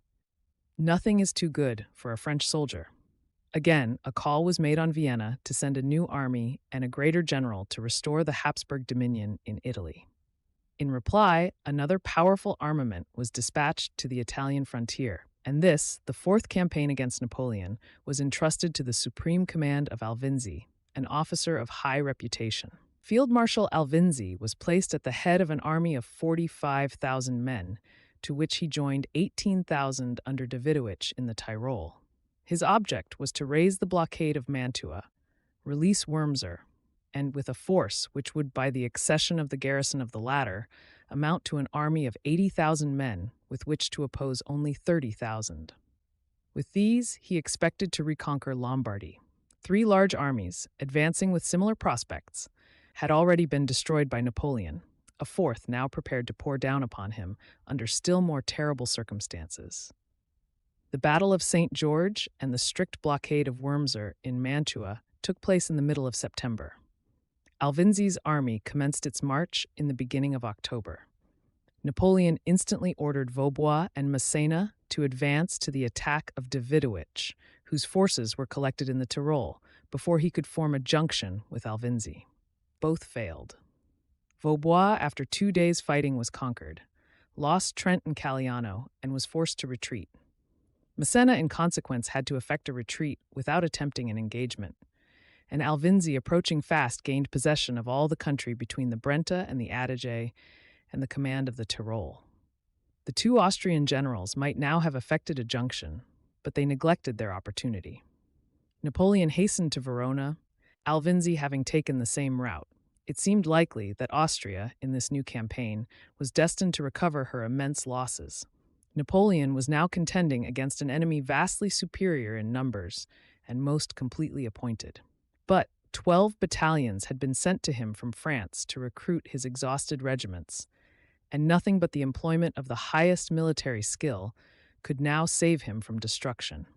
"The army," said he, in writing to the Directory, "so inferior in numbers, has been more weakened by the late engagements, while the promised reinforcements have not arrived. The heroes of Millesimo, Lodi, Castiglione, and Bassano are dead or in the hospitals. Joubert, Lanus, Victor, Lannes, Charlot, Murat, Dupuy, Rampon, Menard, Chabrand, and Pigeon are wounded. We are abandoned at the extremity of Italy. Had I received the 103rd, 3,500 strong, I would have answered for everything. Whereas, in a few days, 40,000 men, perhaps, will not be sufficient to enable us to make head against the enemy." His men, too, were becoming dispirited at the failure of the government to send reinforcements, and no longer fought with their accustomed vigor and enthusiasm. The retreating forces came before him with dejected looks, but the genius of Napoleon was not yet exhausted. With him, discouragement was not despair. He ordered Vaubois' division, which had abandoned Caliano, drawn up on the plain of Rivoli, and thus addressed them. "Soldiers, I am not satisfied with you. You have shown neither bravery, discipline, nor perseverance. No position could rally you. You abandoned yourselves to a panic terror. You suffered yourselves to be driven from situations where a handful of brave men might have stopped an army. Soldiers of the 29th and 85th, you are not French soldiers. Quartermaster General, let it be inscribed on their colors, they no longer belong to the army of Italy." The effect of these words was electric. The veteran grenadiers who had braved the terrific charges at Lodi sobbed like children and broke their ranks to cluster round their commander to plead for one more trial. Several of the veteran grenadiers, who had deserved and obtained badges of distinction, called out from the ranks, "General, we have been misrepresented. Place us in the van of the army, and you shall then judge whether we do not belong to the army of Italy." They were at last forgiven by their indignant commander, and when they were again arrayed against the enemy, they quickly redeemed their lost reputation and gained new laurels. But a spirit of discontent pervaded the French army. "We cannot work miracles," said the soldiers. We destroyed Beaulieu's great army, and then came Wurmser with a greater. We conquered and broke him to pieces, and then came Alvinzi, more powerful than ever. When we have conquered him, Austria will pour down on us 100,000 fresh soldiers, and we shall leave our bones in Italy. Although much dispirited, Napoleon was by no means disposed to abandon his campaign. To his soldiers he said, by way of encouragement, "We have but one more effort to make, and Italy is ours. The enemy is no doubt superior to us in numbers, but not in valor. When he is beaten, Mantua must fall, and we shall be masters of all. Our labors will be at an end, for not only Italy, but a general peace is in Mantua. You talk of returning to the Alps, but you are no longer capable of doing so. From the dry and frozen bivouacs of those sterile rocks, you could very well conquer the delicious plains of Lombardy, but from the smiling, flowery bivouacs of Italy, you cannot return to alpine snows. Only beat Alvinzi and I will answer for your future welfare." Ere long, the French forces were once more ready for battle. Alvinzi had occupied the heights of Caldiero, and by the middle of November, threatened Verona. Massena attacked the heights, but found them impregnable. The French were repulsed with considerable loss. Napoleon found it necessary to attempt taking the heights by other means, in order to prevent the junction of Davidowich and Alvinzi. Pretending, therefore, to retreat on Mantua after his discomfiture, he returned in the night and placed himself in the rear of Alvinzi's army. When his columns advanced on Arcola, the enemy thought at first it was only a skirmish and that the main army of the French was in Verona. The position of Arcola rendered any attack upon it so extremely hazardous that scarcely anyone would have conceived the idea of making the attempt. The village is surrounded by marshes, intersected by small streams, by ditches and by 3 causeways or bridges, across which alone the marshes are passable. Arcola and the bridge leading to it were defended by 2 battalions of Alvinzi's army and 2 pieces of cannon which commanded the bridge. The other 2 causeways were unprotected. Napoleon ordered a division to charge the bridge of Arcola at daybreak. The attempt seemed even to the intrepid Augereau to be courting death, but he was a true soldier and obeyed orders. On November 15th, a column advanced on each of the 3 causeways. Augereau's division occupied the bridge of Arcola, which was swept by the enemy's cannon and assailed in flank by their battalions. Even the chosen grenadiers, led by Augereau with a standard in his hand, faltered and fell back under the destructive fire, fleeing over the corpses of nearly half their comrades. It was a most critical situation, and one in which a false step or the loss of a few moments meant ruin. Napoleon, who knew that the moment was decisive, dashed at the head of the column, snatched a standard, and hurrying onwards planted the colors with his own hands on the bridge amidst a hail of balls from the enemy's artillery and musketry. As he did so, he cried out, "Soldiers, are you no longer the brave warriors of Lodi? Follow your general." His soldiers rallied and rushed with him till they grappled with the Austrian division, but the sudden arrival of a fresh column of the enemy made it an impossibility to maintain their ground. The French fell back, and Napoleon, being in the very midst of the fight, was himself seized by his faithful grenadiers, who bore him away in their arms through smoke, the dead and dying, as they were driven backwards inch by inch with dreadful carnage. Mounting a horse, the commander once more prepared to make a charge at the head of his heroic troops, when his steed became unmanageable and plunged headlong, throwing its rider into a morass up to his waist. The Austrians were now between Napoleon and his baffled column. As the smoke rolled away, the army at once perceived the critical position of their general. During this crisis, Lannes pressed forward through the marsh and reached his commander, as also did the gallant Murat, the friend and aide-de-camp of Napoleon. Almost at the same moment, a shot was fired at Napoleon. It was received by Murat, who had interposed himself, and he died covering Napoleon's body with his own. But still the person of the commander remained in the utmost peril. The grenadiers now formed in an instant, and with the cry, "Forward, soldiers, to save your general," threw themselves upon the enemy, rescued their little corporal from his critical position, and overthrew the Austrian columns that defended the bridge. Napoleon was quickly at their head again, rallied the column, struck terror through the ranks of the enemy, and Arcola was soon taken. Two other engagements followed at this point, in each of which the French were victorious, Massena pursuing the enemy until darkness compelled him to desist. The Austrians lost 12,000 men killed, 6,000 prisoners, 18 pieces of cannon, and 4 stands of colors. The loss of the French was less considerable in numbers than in the importance of the prominent individuals who fell during those 3 days, when the generals acted as soldiers, continually fighting at the heads of their columns. The great art of Napoleon, on that occasion, he having but 13,000 to oppose 40,000 men, was to maintain the combat in the midst of a morass where the enemy could not deploy. Upon such a field of battle, only the heads of the columns could engage, whereas, on a plain, the French army would in all probability have been surrounded. Napoleon said at St. Helena that he considered himself in the greatest danger at Arcola. When too late, Davidowitsch made an advance upon Verona, but retreated quickly on hearing of Alvinzi's defeat at Arcola. Wurmser, too, made a desperate sally and was repulsed. He still held out, however. The horses of the garrison had long since been killed and salted for use. The men were reduced to half rations, and their numbers were being rapidly reduced by disease. This fourth attempt of Austria to conquer Napoleon ended, therefore, as did the previous ones, in failure. It was one of the most memorable campaigns in history, in the course of which all the resources of skilled warriors were exhibited, not in a contest of a few hours, but a succession of memorable battles. As yet, however, the young commander was but a temporary victor. The weakness of the army of Italy did not permit him to draw all the advantages he had promised himself from Arcola.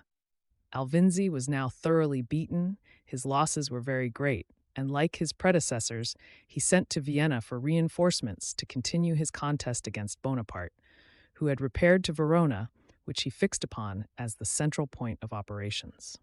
Once more, the Austrian general's preparations were completed for a fresh campaign, and on January 7th, 1797, at the head of 60,000 soldiers, consisting of volunteers from the best families in Vienna and battalions from the Army of the Rhine, Croats, Hungarians, Tyroleans, etc., Alvinzi descended from the northern barriers of Italy to release the brave Wurmser from his prison at Mantua and again attempt to overwhelm the French invaders.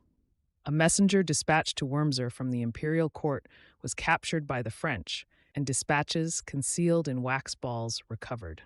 From these, Napoleon learned the present designs, signed by the emperor's own hand, of the Austrian government.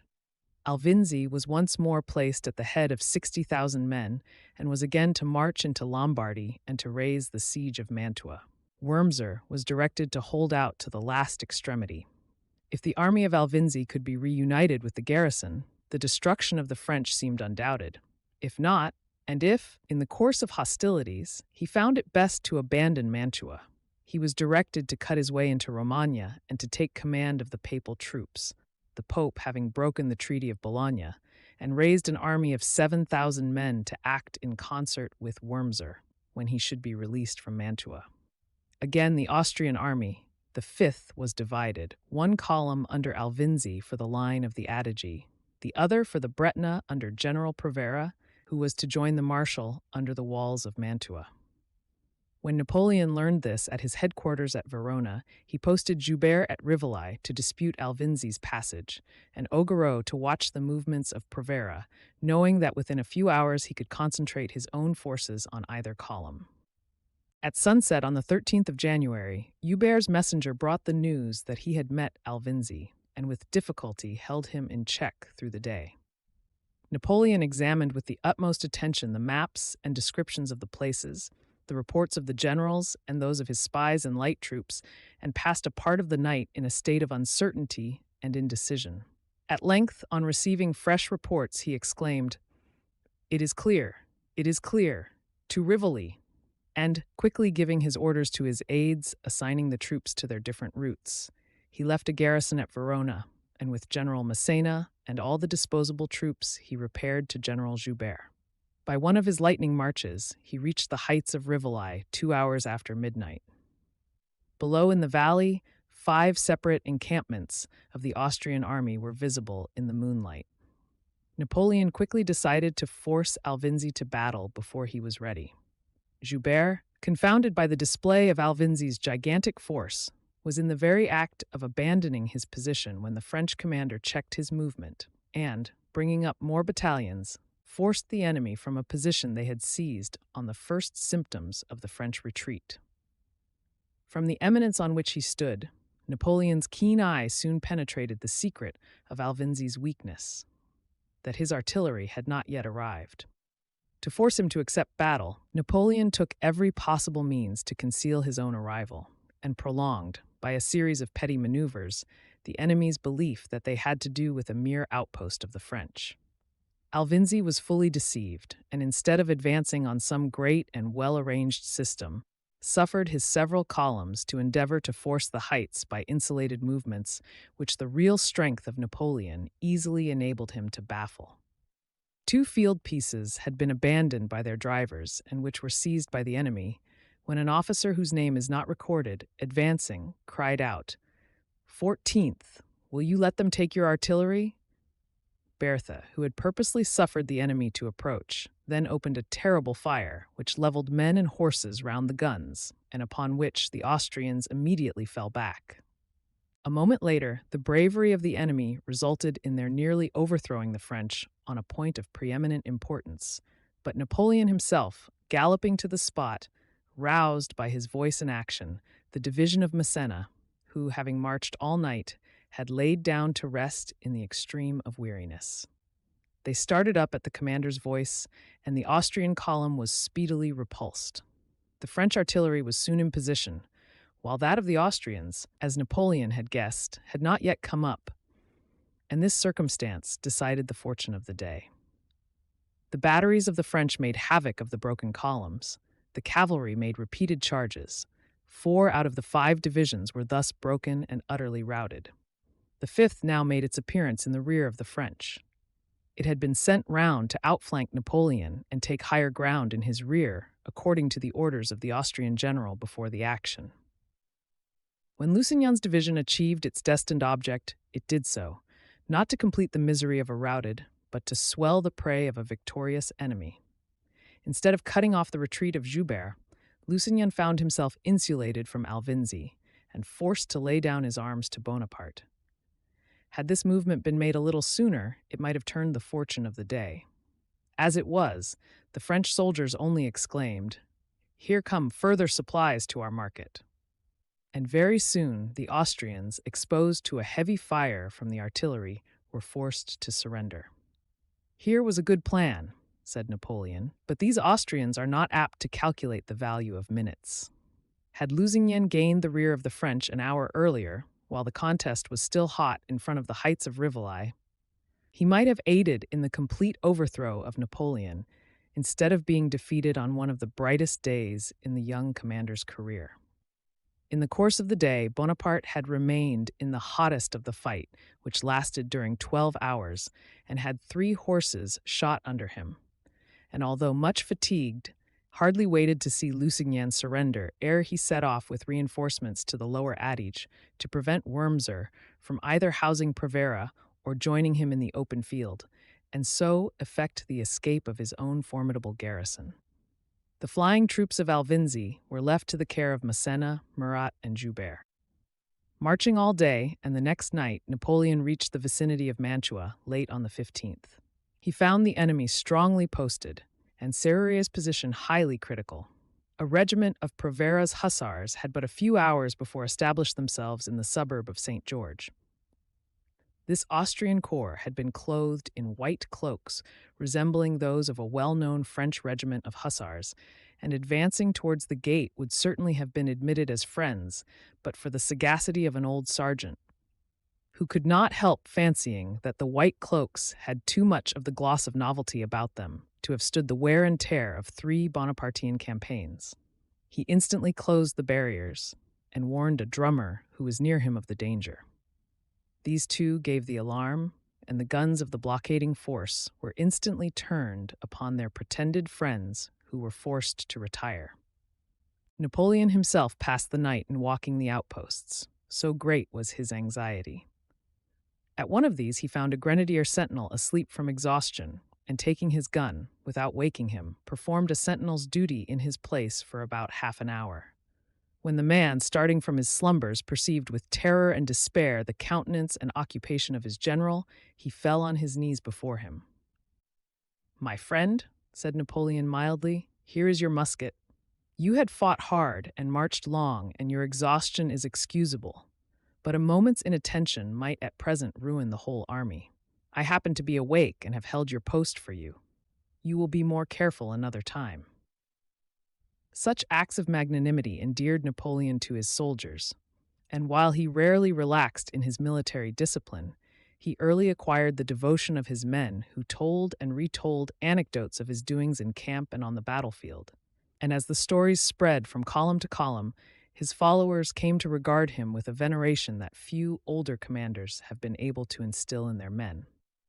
Another anecdote is related of Bonaparte, when upon the point of commencing one of his great battles in Italy. As he was disposing his troops in order of attack, a light dragoon stepping from the ranks requested of the commander a few minutes' private conversation, to which Napoleon acquiesced. When the soldier thus addressed him, "General, if you will proceed to adopt such and such measures, the enemy must be defeated." "Wretched man," exclaimed the commander, "hold your tongue, you will surely not betray my secret," at the same time placing his hand before the mouth of the dragoon. The soldier in question was possessed of an inherent military capacity and appreciated every arrangement necessary to ensure victory. The battle terminating in favor of Napoleon, he issued orders that the poor fellow should be conducted to his presence. But all search for him proved fruitless. He was nowhere to be found.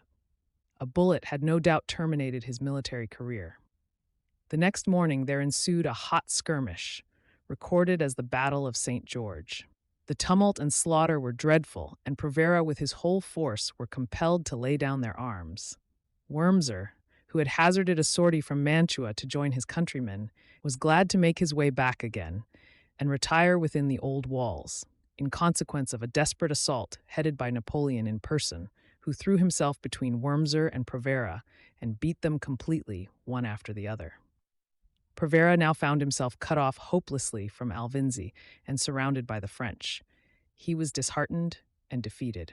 He and his 5,000 men laid down their arms on the 16th of January, and various bodies of the Austrian force scattered over the country followed their example. This latter engagement was called the Battle of La Favorita, from the name of a country house near which it was fought. The 75th at this battle refused cartridges. "With such enemies as we have before us," said they, "we must only use the bayonet."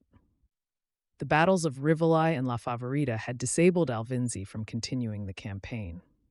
Thus had the magnificent army of Austria ceased to exist in 3 days. Such was the prevailing terror of the enemy at this time that in one instance René, a young officer keeping guard of a position with about 150 men, suddenly encountered and took prisoners a small body of Austrians. On advancing to reconnoiter, he found himself in front of a body of 1,800 more, whom a turn in the road had concealed from his sight. "Lay down your arms," said the Austrian commandant. René answered with boldness, "Do you lay down your arms? I have destroyed your advance guard. Ground your arms, or no quarter." The French soldiers joined in the cry, and the whole body of the astonished Austrians absolutely laid down their arms to a party, which they found to their exasperation, when too late, was in numbers 1/12 of their own. Wurmser was now thoroughly disheartened in not receiving relief, and as his provisions were by this time exhausted, found himself at length in dire straits. Napoleon sent him word of the rout and dispersion of the Austrian army, and summoned him to surrender. The old soldier proudly replied that he had provisions for a year, but a few days later he sent his aide-de-camp, Klenau, to the headquarters of Serrurier with an offer of capitulation.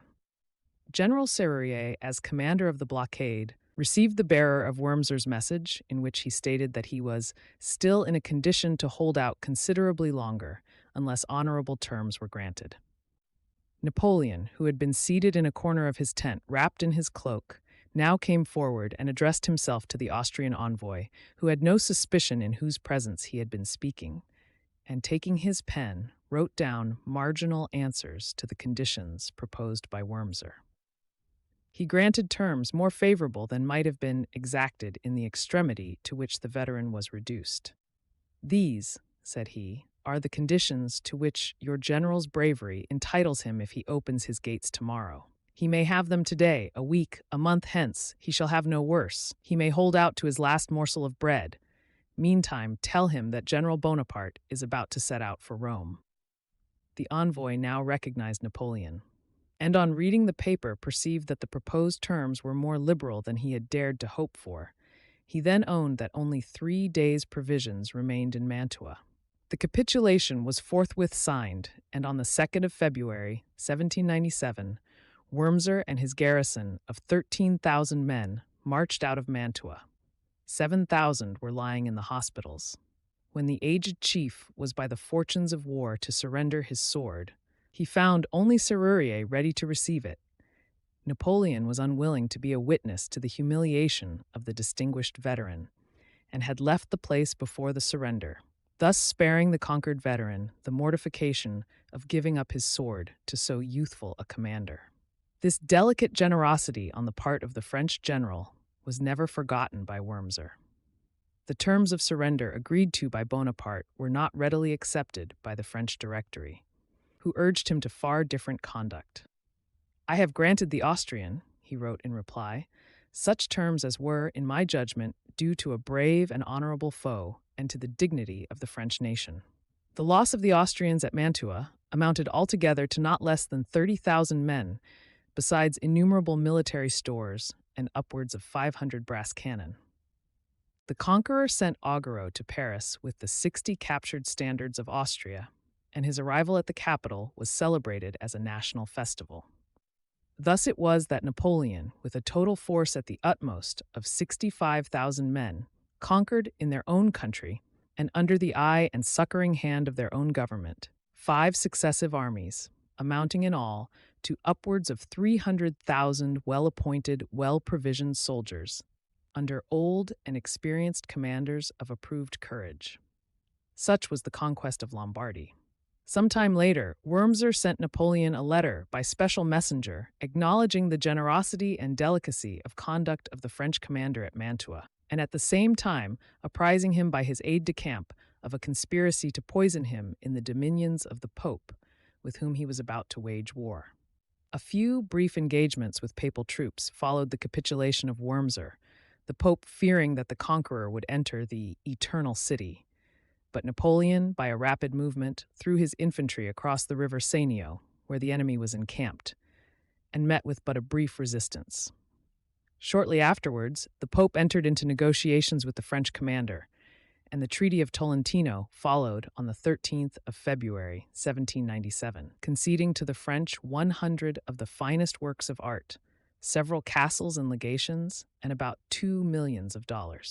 Napoleon was now master of all northern Italy, with the exception of the territories of Venice, which announced that it had no desire but to preserve a perfect neutrality.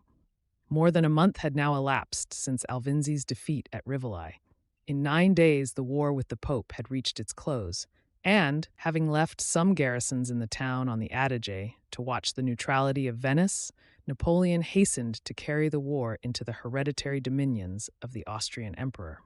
20,000 fresh troops had joined his victorious standard from France, and at the head of perhaps a larger force than he had ever before mustered, he proceeded towards the Tyrol, where, according to his information, the main army of Austria, recruited once more to its original strength, was preparing to open a 6th campaign under the orders, not of Alvinzi, but of a general young like himself, and hitherto eminently successful, the Archduke Charles, who had defeated the courage and skill of Jourdan and Moreau on the Rhine, and was now to be opposed to Napoleon. The story of this 6th campaign is but a repetition of the 5 that preceded it. The Archduke, a young prince of high talents, and upon whom the last hopes of the Austrian Empire reposed, compelled by the Council of Vienna to execute a plan he had the discrimination to condemn, was destined to lead but a short campaign, although he had the best army Austria could enroll. This army once more proceeded to begin operations on a double basis, and Napoleon permitted him to assume the offensive. On the 9th of March, 1797, the French commander's headquarters were fixed at Bassano, and he proceeded vigorously on his career of conquest. He issued one of his stirring proclamations, in which he told his soldiers that a grand destiny was still reserved for them, and then advanced to attack the Archduke. He found the latter posted upon the plains bordering on the banks of the river Tagliamento, in front of the rugged Carinthian mountains which guard the passage in that quarter from Italy to Germany. Detaching Massena with a division of cavalry to effect the passage of the Piave where the Austrian division of Lusignan was posted, Napoleon determined to charge the Archduke in front. Massena was successful in driving Lusignan before him as far as Belluno, where he, with a rear guard of 500, surrendered and thus turned the Austrian flank. On the 16th of March, the two armies headed by Napoleon and the Archduke Charles in person were drawn up on opposite sides of the Tagliamento, face to face. Bonaparte then attempted to effect the passage of the river, but after a formal display of his forces, which was met by similar demonstrations on the Austrian side of the river, he suddenly broke up his line, retreated, and took up his bivouac. The Archduke concluded that, as the French had been marching all the night before, their leader wished to defer the battle until another day, and in like manner withdrew to his encampment. About 2 hours later, Napoleon rushed with his whole army, who had merely laid down in ranks, upon the margin of the Tagliamento, no longer adequately guarded, and had forded the stream ere the Austrian line of battle could be formed. In the passage of the Tagliamento, Napoleon was so nearly drowned by the submersion of his carriage that he for some moments gave up all thoughts of being rescued. This affair was the first in which the division of Bernadotte had borne a part. He arrived upon the borders of the Tagliamento at the very moment of the combat. Throwing himself into the river, he exclaimed to his followers, "Think that you are the army of the Rhine, and that the army of Italy is looking on you."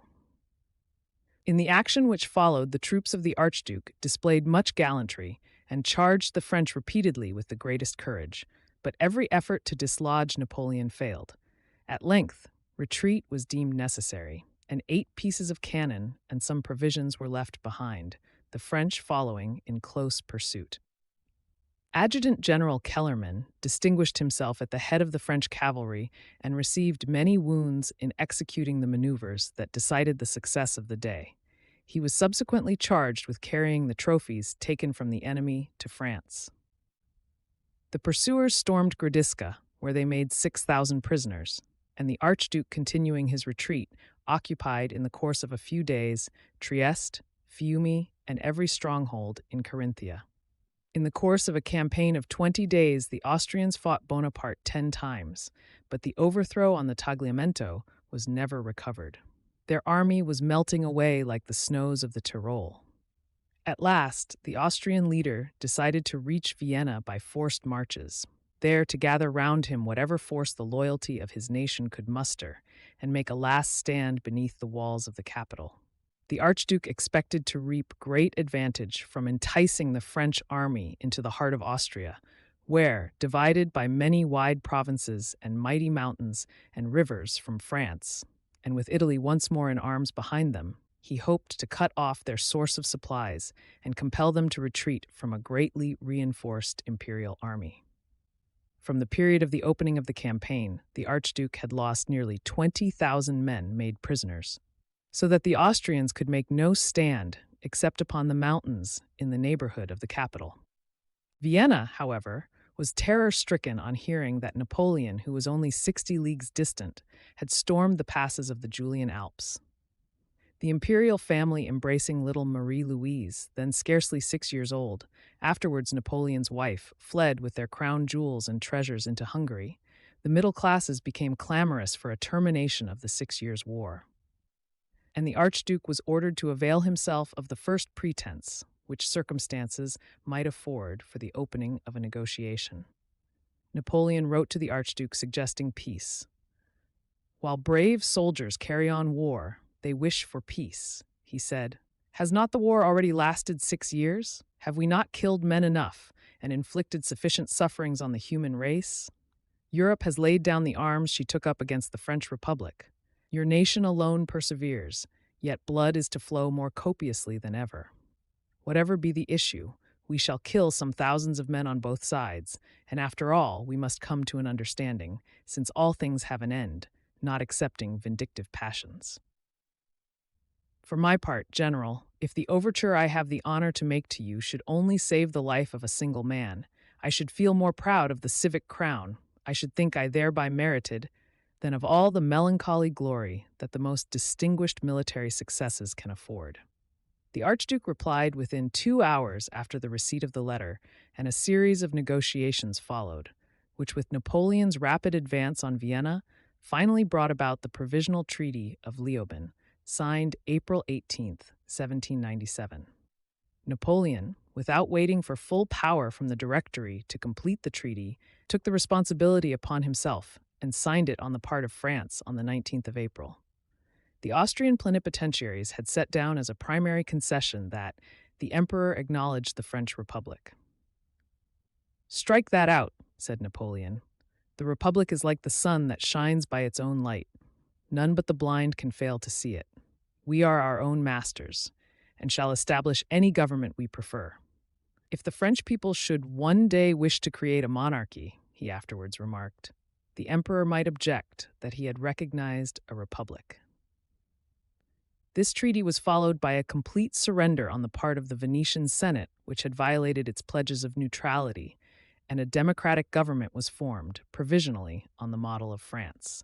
Venice consented to surrender to the victor large territories on the mainland of Italy, 5 ships of war, $600,000 in gold, and as much more in naval stores, 20 of her best works of art, and 500 ancient manuscripts. Napoleon took possession of the city, and the history of the Venetian Republic was ended. In their last agony, the Venetian Senate made a vain attempt to bribe Napoleon with a purse of 7 millions of francs for more favorable terms, reminding him of the proverbial ingratitude of all popular governments and of the slight attention which the French Directory had hitherto paid to his personal interests. "That is all true enough," he replied, "but I will not place myself in the power of this duke." To a larger tender on the part of Austria, he replied, "If greatness or richness is to be mine, it must come from France." Among the works of art sent by Napoleon to Paris was the celebrated picture of Saint Jerome from the Duke of Parma's gallery. The Duke, to save this treasure, offered Napoleon $200,000, which the conqueror refused to take, saying, "The sum which he offers us will soon be spent, but the possession of such a masterpiece at Paris will adorn that capital for ages and give birth to similar exertions of genius."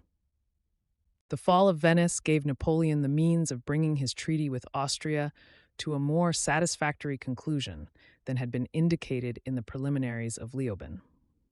After settling the affairs of Venice and establishing the new Ligurian Republic, he took up his residence at the Palace of Montebello near Milan with Josephine, whom he had not seen since his departure from France a year before.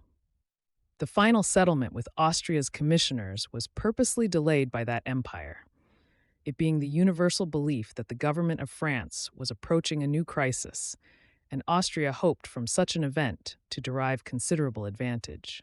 Napoleon was becoming weary of the protracted negotiations and threats of the Austrian ambassadors.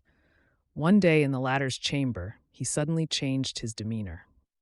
"You refuse to accept our ultimatum," said he, taking in his hands a beautiful vase of porcelain, which stood on the mantelpiece near him.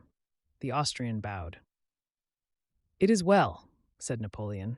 "The truce is broken, war is declared, but mark me, within 3 months I shall shatter Austria as I now shatter this brittle affair." So saying, he dashed the fragile piece furiously to the floor, breaking it into 1,000 pieces, and left the room.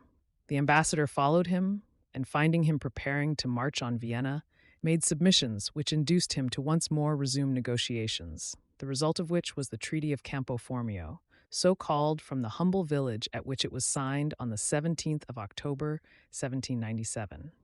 Bourrienne relates that while Napoleon was occupied with the organization of Venice, Genoa, and Milan, he used to complain of the want of men. "Good God," said he, "how rare men are! There are 18 millions in Italy, and I have with difficulty found two real ones, Dandolo and Lelzi. These two actual men were immediately employed in important services and justified his estimation of them. It was from the palace of Montebello, 5 leagues from Milan, that Napoleon wrote to the Directory. From these different points, the islands of the Mediterranean, which he proposed to seize, we can command that sea, keep an eye on the Ottoman Empire, which is crumbling to pieces, and we can render the supremacy of the ocean almost useless to Great Britain. Let us take possession of Egypt, which lies on the road to India, and there we can found one of the mightiest colonies in the world. It is in Egypt we must make war on England. To perfect the treaty with Austria, Napoleon received orders from the French Directory to appear at a congress at Rastatt, all the German powers being summoned to meet there for that purpose. He took an affecting leave of his soldiers, in which he said in closing, "Soldiers, when you talk of the princes you have conquered, of the nations you have set free, and the battles you have fought in 2 campaigns, say, in the next 2 we shall do still more." He then proceeded by way of Switzerland, carrying with him the unbounded love and devotion of one of the finest armies that the world had ever seen. A person who saw Napoleon at this time described his impressions of him in the following letter, which appeared in one of the Paris journals in December 1797. With lively interest and extreme attention, I have observed this extraordinary man who has performed such great deeds, and about whom there is something which seems to indicate that his career is not yet closed. I found him very like his portraits, little, thin, pale, with an air of fatigue, but not of ill health, as has been reported of him. He appears to me to listen with more abstraction than interest, and that he was more occupied with what he was thinking of than with what was said to him. There is a great intelligence in his countenance, along with which may be marked an air of habitual meditation, which reveals nothing of what is passing within. In that thinking head, in that bold mind, it is impossible not to believe that some daring designs are engendering which will have their influence on the destinies of Europe. "My extreme youth, when I took command of the army of Italy," Napoleon remarked afterwards, "made it necessary for me to evince great reserve of manners and the utmost severity of morals. This was indispensable to enable me to sustain authority over men so greatly superior in age and experience. I pursued a line of conduct in the highest degree irreproachable and exemplary. In spotless morality I was a Cato and must have appeared such to all. My supremacy could be retained only by proving myself a better man than any other man in the army. Had I yielded to human weakness, I should have lost my power." At the first interview between Napoleon and the veteran generals whom he was to command, Rampon undertook to give the young commander some advice. Napoleon, who was impatient of advice, exclaimed, "Gentlemen, the art of war is in its infancy. The time has passed in which enemies are mutually to appoint the place of combat, advance hat in hand, and say, 'Gentlemen, will you have the goodness to fire?' We must cut the enemy to pieces, precipitate ourselves like a torrent upon their battalions, and grind them to powder. Experienced generals conduct the troops opposed to us. So much the better. Their experience will not avail them against me. Mark my words, they will soon burn their books on tactics and know not what to do." Arriving at Rastatt, Napoleon found that the multiplicity of details to be arranged was likely to require a long stay, and as his personal relations with the Directory were of a doubtful kind, he abandoned the conduct of the diplomatic business to his colleagues and reached Paris after a triumphal march on the 20th of November, 1797. During his absence, he had been the salvation of France, and his arrival created a great sensation in the capital. He was hailed with the most rapturous applause by the people. The streets through which he was expected to pass were thronged, and wherever he was seen, the air was filled with shouts of, "Long live the General of the Army of Italy!" This concludes today's reading of the military career of Napoleon the Great by Montgomery Gibbs. Join us also next week for the subsequent part. Subscribe to Major Intonio's channel. Thank you for listening, and so long.